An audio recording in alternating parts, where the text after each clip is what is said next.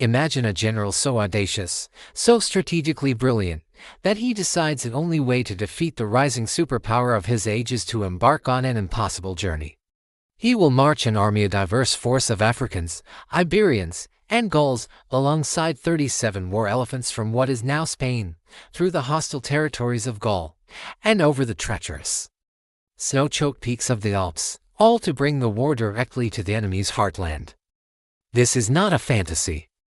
This is the opening move of Hannibal Barca's war against Rome. For 16 years, he would run riot across Italy, humiliating the Roman legions in battle after battle, coming closer than any other foe to destroying the Roman Republic before it even became an empire. Yet, in the end, he would fail. His story is the ultimate tale of tactical genius juxtaposed with strategic limitation, of breathtaking victories followed by a fatal inability to deliver the final blow. Today, we're going to walk in the footsteps of those elephants, from the burning resentment of his oath as a child to the bloody field of Cannae, and finally to his lonely exile. This is the story of how Hannibal almost changed the course of history forever. To understand Hannibal's fury, you have to understand the First Punic War. Before Hannibal was born, Rome and Carthage, the two great powers of the Western Mediterranean, fought a brutal 23-year war primarily over the island of Sicily. Carthage, a maritime trading empire, lost. They were forced to pay a massive indemnity and cede Sicily to Rome. The loss bred a deep, generational hatred in the Barca family. Hannibal's father, Hamilcar, made his young son swear an oath upon an altar to never be a friend to Rome. This wasn't just a promise, it was the driving engine of Hannibal's entire life. After Hamilcar expanded Carthaginian power in Iberia, Spain, to rebuild their wealth, Hannibal took command there. When he deliberately besieged the Roman-aligned city of Saguntum in 19 BC, he knew he was lighting the fuse for a second, even greater war. Rome declared war, expecting to fight in Iberia and Africa. Hannibal, however, had a plan so radical it was unimaginable. He would not wait to be attacked. He would take the war to Italy itself. The march to the Alps into 18 BC is one of history's great feats of endurance and leadership. Hannibal did not have a map.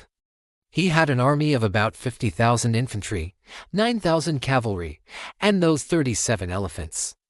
The elephants were not just for shock value, they were mobile siege weapons and terror devices, utterly foreign and terrifying to European tribes and Romans alike.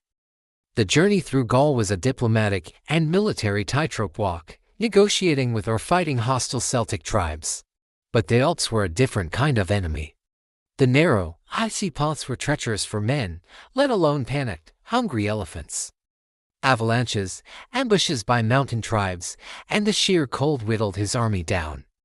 By the time he descended into the fertile plains of Italy after 15 grueling days, he had lost possibly half of his infantry and a third of his cavalry. Most of the elephants had perished. He emerged with a ragged, exhausted force. But he had achieved the impossible. He was in Italy, and the strategic shock was total.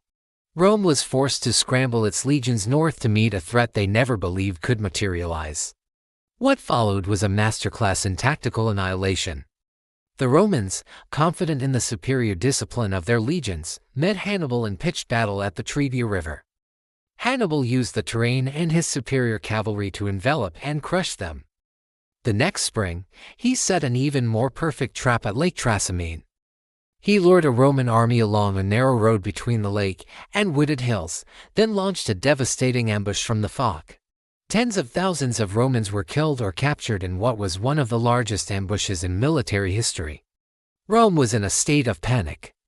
They appointed a dictator, Quintus Fabius Maximus, who adopted a new strategy: avoid pitched battle at all costs.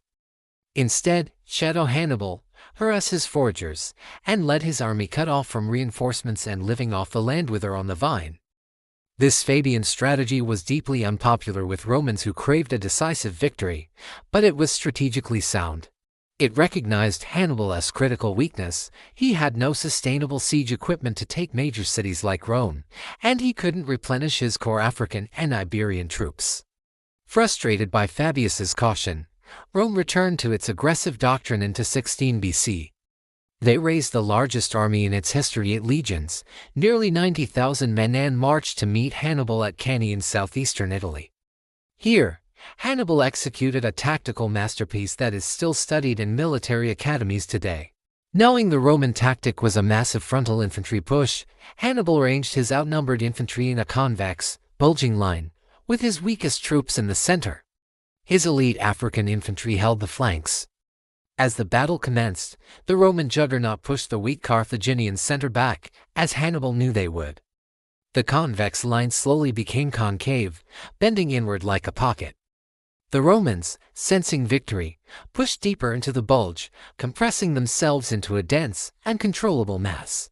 At this precise moment, Hannibal's superb cavalry, having routed the Roman horsemen, slammed into the rear of the Roman army.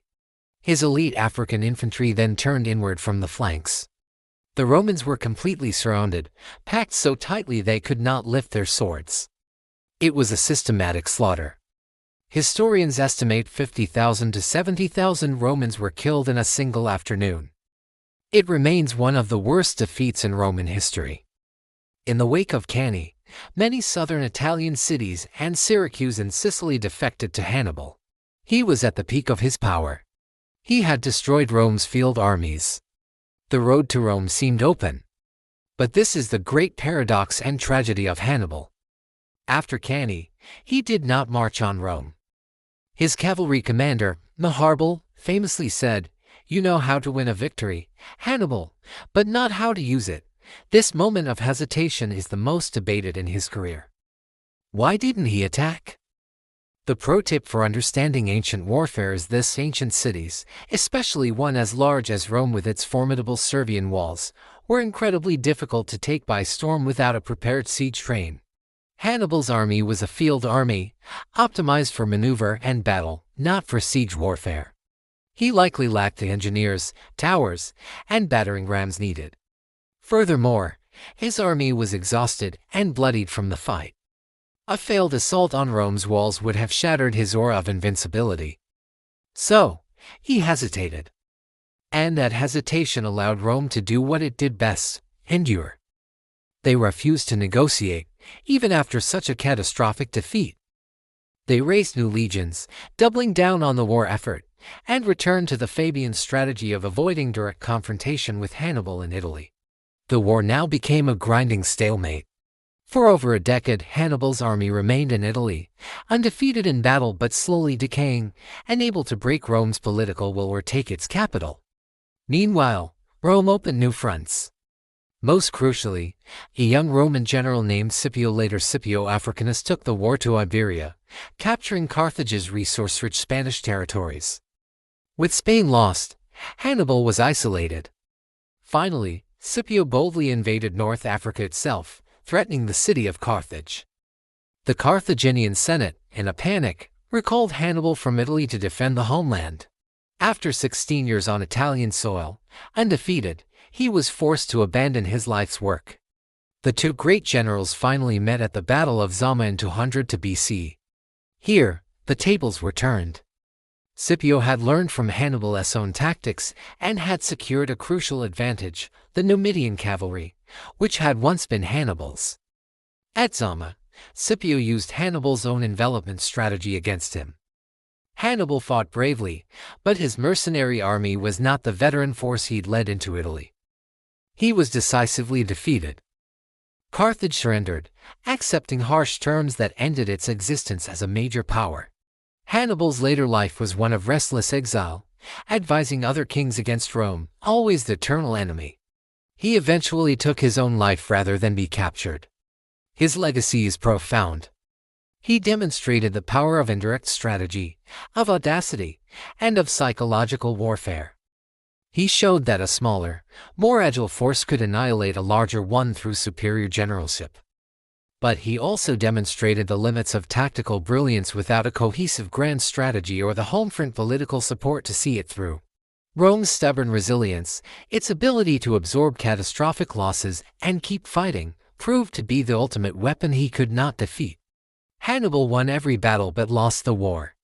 In doing so, he unintentionally forged the Roman Republic in the fire of existential crisis, making it tougher, more ambitious, and setting it on the irreversible path to empire. He was the greatest enemy Rome ever faced, and the one who, by trying to destroy it, ultimately made it stronger.